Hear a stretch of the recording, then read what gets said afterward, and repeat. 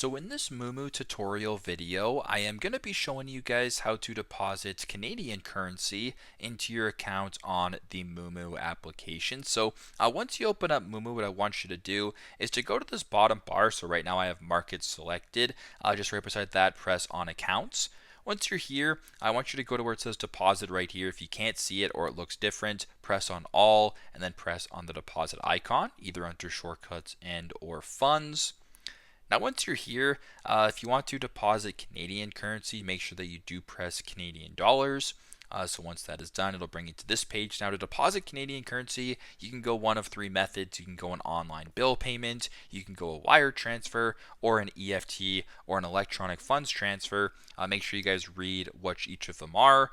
Press the following one, and then go through the steps that way. So very simple, very straightforward, but that is how to deposit Canadian currency into your account on Moomoo.